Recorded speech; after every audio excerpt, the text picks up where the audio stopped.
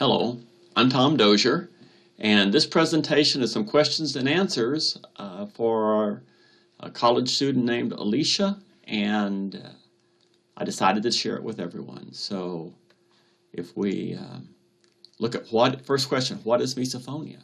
Well, misophonia is an extreme reaction to common subtle stimuli. It includes reactions to auditory and visual stimuli, and even other stimuli. Misophonia is known as a reaction to chewing, but in the survey we did, only 96%, that means that 4% did not have triggers of mouth sounds, chewing, and such. So there's really all kinds of sounds. Visual triggers are very common, and in this study, this survey, 92% had visual triggers. So again, very common.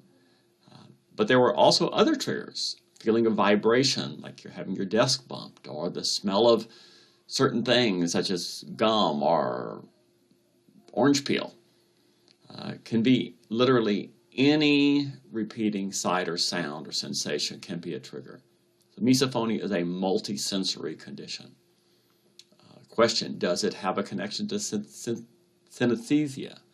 Not as far as we can tell. Is it related to ASMR? If so, how? Well, there was a study by Rao and Irfanian that had 50% of the people reported ASMR experiences. And other studies have looked at this, but we don't know if there really is a connection or how it's connected. Has the ASMR community helped to spread the knowledge about misophonia? I don't know. I'm not part of that community, so I really don't. Why is it important to normalize and visualize misophonia? And if so, why? Well, I'll say that when you are triggered, right, you may feel like it, but you're not being possessed by aliens. Your brain is not broken or damaged. Your brain is normal, and I'll explain why. Misophonia is caused by brain plasticity. That's the neurological ability to change through experience. And this is comforting to most people, and it gives them hope, because if it changed to develop misophonia, it can change to make it get better. How can family or friends help someone with misophonia? Well, first off, believing that the struggle is real is very important. Having sympathy and empathy for the person, cooperating with them on their exposure to triggers and providing reasonable accommodations. And then accepting the fact that a person with misophonia is going to have some limitations. So misophonia is a very real condition, and it's great if family understands that. It doesn't make it all go away. How do phrases like, "you're crazy" or "you're mentally ill" affect someone with misophonia? Well, I don't have misophonia, so I can't speak personally, but it's not good. It produces guilt, feelings of isolation, being isolated emotionally, feelings of rejection, they're suffering alone. You know, misophonia is a reflex condition. Sweating is a reflex. Should you feel guilt over sweating? No. And so you shouldn't try to make a person feel guilty. Family members should not, for having misophonia. Age of onset. This wasn't in the question, but I wanted to share this graph. This is from a study that we just recently published, and you see that around the ages of 9 or 10 is the most common age to develop misophonia, but it can develop at any age. 10% of the people develop misophonia as adults, and it can develop at any age. I think that's what I just said. So what is misophonia? Well, here's a drawing that shows the response of what happens when a person experiences a trigger. So they hear the trigger, see the trigger, smell the trigger. Then there is a physical flinch that occurs. This occurs about 200 milliseconds after hearing an auditory trigger. Then there is the extreme horrible emotions that everyone talks about so much. Then there is a stress response or a distress response. Heart rate goes up, muscles get tight, people want to run out of the room, and then there's outward behaviors. Running out of the room, yelling at people to shut up, Those are outward behaviors. Now, I want to show you this initial physical reflex of my granddaughter, and you're going to see her reflex to two sniffs. So here we come.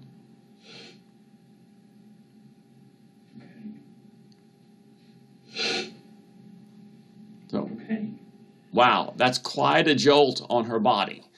And we did a study, Kate Morrison and I did, where we had people hear and see tiny triggers, little bitty bits. And when you have a very tiny trigger, you can start to identify that initial physical response. And these arrows indicate locations where people identified muscles tightening or physical sensations. One person, maybe their jaw would clench, another person their fist clench, another person their toes curl. And so this is very common. Everyone reported physical sensations. So essentially, trigger is like, bah, you're getting tasered. Here's my trigger demo impersonator here with my rubber band. Crunch, crunch, crunch, So a person, you are being literally assaulted, not figuratively assaulted. You're being literally assaulted when you are triggered. Is it caused by neurological? Is it caused neurological or psychological? Well, it's not a psychological problem. It's not evidence of attachment problems in children or jealousy. It's simply normal neurology. It's not caused by chemical imbalance or neurons misfiring. It's not a defect in some part of the upper brain, as was proposed at one time. In fact, misophonia is normal reflex learning of a normal brain. It is the same neurological functioning, neurological mechanisms that cause a baby to relax when they hear their mother's voice. It's caused by Pavlovian conditioning, which is also known as classical conditioning. And misophonia is just really an accidental, abnormal reflex, physical reflex, and then the emotions develop. So this is your brain. You've got your thinking brain up top, you've got your emotional brain in the center, and you've got your reflex system at the bottom. I like to call it your lizard brain. A chameleon lizard crawls up on a rock and turns brown, crawls over on a leaf and turns green, has no idea what brown or green is, right? It's just a reflex. And it's just that little lizard brain of yours that's driving these physical reflexes that then drive the emotional response. So if you look at the Pavlovian conditioning structures involved, you have to have connections from your lizard brain up to your thinking brain. You also have connections over to your cerebellum, the motor cortex, the gray matter that connects these two areas, and then cerebellum fires down. So there is, it takes into account the setting, the situation. These are all neurological mechanisms that occur in normal brains. Now, if you take two mice and you put them in a cage with an electric grid and you zap them, they're facing away, they kind of go, ugh. But if they're facing each other, zap, fight, stop. Zap, fight. Even though neither one did anything, they briefly attack each other. And this is called pain-induced aggression. So you're getting zapped, and over time, these zaps start to get worse and worse. And if we look at the emotional part of misophonia, there's a structure called the anterior insula cortex, which is deep in the brain and in your thinking brain, and it relays out to the VMPSC, which is an emotional learning, emotional reflex system. For a person with a trigger, it relays out, it kicks back, oh, that's rage. And then the AIC fires down with strong action between the hippocampus and amygdala, and then it's like, all hell breaks loose. And so that amygdala is extremely important. in the ramping you up, the incredible emotional distress response, physiological response that you have when a person with misophonia is triggered. Can it affect on different levels? How many? What are the differences between those levels of intensity? Well, it's a spectrum disorder. It can vary from just occasionally irritating, like my wife, a few triggers a year, me slurping, me shuffling my feet. Every now and then I'll hear, "Stop shuffling your feet." Oh, okay. But it's like a non-event. She hears clacky heels in Target store, she may have to go a different direction. But it's not a big deal. Could be debilitating. Had a case where a 12-year-old boy was kept at home with his mother, father, sister, and tutor because he triggered to non-spoken sounds of yes and no. Mm-hmm, mm-mm, mm-hmm, mm-mm. And he couldn't tolerate it. And so he was just kept at home. No family activities, literally, Christmas time, you didn't go off with the cousins because they use those sounds. The case of a middle-aged woman, she spent 90% of her time alone or with headphones, no enjoyment in life.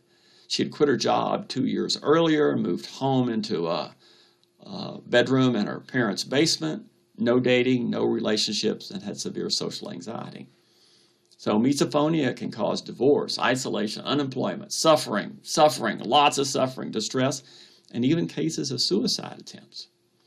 So, and it can be more than you can handle. This was a lady that was on a flight from Chicago to Manchester, New York, and the man, Lenny Mordarski, age 68, sitting next to her, went to sleep before the plane took off, and she just couldn't stand his snoring. She jostled him, he didn't wake up. She took her ballpoint pen and she stabbed him in the arm. Well, they took the plane back to the gate, took her off, and she wasn't charged. However, this doctor in Denver, this anesthesiologist, went into the recovery room and was going around turning off all of the monitor alarms that were beeping, which were obviously turned out to be a trigger for him. And the nurse came around saying, no, you can't do that. And she was going to, turn them back on. And he grabbed her by the throat and was choking her until she almost passed out. And just as of last March, he pleaded guilty to choking her and is on a probation sentence. So it can get really bad, right? Can misophonia get worse with time? Absolutely. It usually does. And the reason is that the natural experience of triggers strengthens the physical reflex. It creates a Pavlovian conditioning event that causes the physical reflex to strengthen, causes the emotional reflex to strengthen through experience. Prolonged and frequent misophonia distress makes misophonia worse. And new triggers can develop. You can pair a new stimulus, like the sight of somebody moving their jaw, with an existing trigger, like the sound of them chewing, and that new stimulus becomes a trigger. And a person often can develop misophonia just like they did the first time, which is hearing a sound, being a little distressed, hearing a sound, tensing a few muscles, hearing a sound, tensing a few muscles. The lizard brain sees that, says, oh, that sound goes with these muscles. Now, the next time it hears the sound, it goes, pow, and you kind of go, oh, what was that? Or just, ooh, I just like that sound. But it's typical that some people or settings are much stronger triggers than others. And that's because of the amount of experience that you've had with that trigger in that situation and the way it's built up. So sometimes when people move away from a trigger, move away from home, it can get better. Good management techniques, knowing when to move away. Improved health and well-being can help, and avoiding prolonged misophonia distress. That can be so debilitating if your person is exposed to triggers regularly in a work setting, day after day, or in a home setting, day after day, and it gets worse and worse. And then effective treatment. So does it have a cure? Can it be treated with success? And the answer is yes. So the treatment that I developed is called Relaxation and Counter Conditioning Therapy, RCT. And the treatment developed by my friend and cohort, Chris Pearson, is called Sequent Repatterning Hypnotherapy. So let's talk about relaxation and counter conditioning therapy.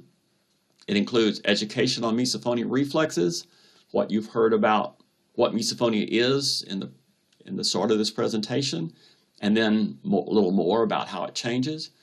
Relaxation training, this is a skill development. Counter conditioning, this is experiencing the real life triggers that you're going to experience anyway, but in a way that brings that reflex down and down. And then sometimes we have very weak triggers and very happy activities. And if you're really happy and you're hearing a little bit of the trigger, the lizard brain just gives up and stops. And then you can have a little bit stronger trigger and it stops. You want to avoid prolonged misophonia distress and then ongoing support, which I have found is really important in a treatment to continue to adjust and to modify and to keep that treatment, that response coming down and down and down. So it's based on this theory, which is supported by our research, that misophonia includes this initial physical reflex. And if we can just eliminate this physical reflex, which doesn't just go away instantly, but as it comes down, the emotions, the distress, the coping behaviors, everything comes down and down and down and down and down. And it can literally just go away eventually, be gone. Here's a case of a 12-year-old young lady. Had some bumpy roads getting started, getting everything going, and over a period of 5 months, her misophonia is she's eating with her family, everything's great, and she knows how to handle it and keep it coming down. So hopefully it will come down so that this was maybe a year ago, that by now maybe she'll say, I don't remember the last time I was triggered. Here's another individual who responded very, very quickly to treatment. The black and the red are two different measures of misophonia severity, and this little line through here is another one. And so this was over a 3-month period, 13 weeks, had a very strong, actually over 10 weeks, and then she just maintained. And then this was out a year later, we followed up. Here's another, I showed that before. Here's another one who had just his triggers just finally just went away. Very, very quick response, but usually it is not this quick. Usually it looks more like this, where you're getting a fairly good result from management, understanding, and dealing with it in a positive way, and it just comes down. And at this point, at 32 weeks, now that's what, 7 months or so? I mean, we're meeting, once every 4, 5, 6 weeks here. But at this point, there was one person who would come into her work who would whistle regularly, and she would notice it. She'd be triggered just a little bit. She would turn back away, and the trigger would just fade out, and it would be gone. And that's the only impact of misophonia in her life at the time that we stopped here. So, relaxation training. I developed an app called the Misophonia Muscle Relaxation Training app. It's available on both iPhones and Androids, and it allows you to do progressive muscle relaxation sessions. And progressive muscle relaxation is a skill where you tighten a muscle, focus on the muscle, think about how it feels, relax, think about how it feels.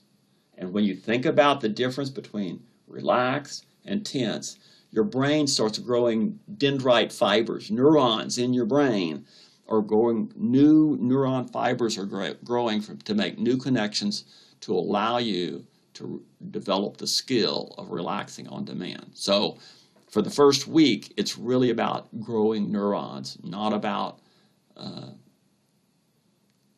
making the instant day situations better. So again, as I said, includes education, this relaxation training, experiencing triggers in real life in a way that brings it down, Avoiding prolonged misophonia distress. This is important because misophonia distress causes the physical and the emotional reflexes to strengthen. And then ongoing support. I have had a number of cases where people were responding very well. I thought, oh, everything's great. And I hear from them, 10 weeks later, and it's like, this is horrible. Is there another treatment? Well, are you doing what we decided, what we were working on that was working so well for the first 6 weeks? And they go back to doing what they were doing originally. The reflexes come on down. And this treatment is available by video chat with me. So it's available worldwide to at least the English-speaking world. And I'm getting ready to work with a person through a translator. So we'll see how that goes. Okay, sequent repatterning hypnotherapy was developed by Chris Pearson specifically for misophonia. It's underpinned in proven neuroscience. It brings together established therapeutic approaches. Typically, it's 8 consecutive weeks, about an hour a week. And the treatment is a sequential change process. It is not something to be started and stopped or to try a few weeks and see how it goes. It's a package deal. It's provided in person or by video chat, and there are at least 5 trained and certified sequent repatterning hypnotherapists. Right now, they're all in Europe. They're doing some in other places. I think there is a new person who speaks German, so that's been added to it. But this treatment works on the emotional response. So you experience the trigger and the jolt to your system, and you go, and move on. The yellow line is the current treatment, since you've added in memory reconsolidation. And on average, they're seeing a 70% or better, average 70% or better improvement, and about 80% of the people respond to the treatment. Okay, well, I guess that takes me to the end. So I'm Tom Dozier. I'm a master's level behavior scientist, behavior analyst. I'm the president of Misophonia Institute, the owner of Misophonia Treatment Institute. I have been doing this for over 8 years now, and it's my pleasure to be able to help people with misophonia by video chat. So I hope you appreciate this, found this presentation informative, and I will just say thank you very much. I wish you well. Oh, by the way, you can go to misophoniatreatment.com and misophonia.org for more information about misophonia. So thank you.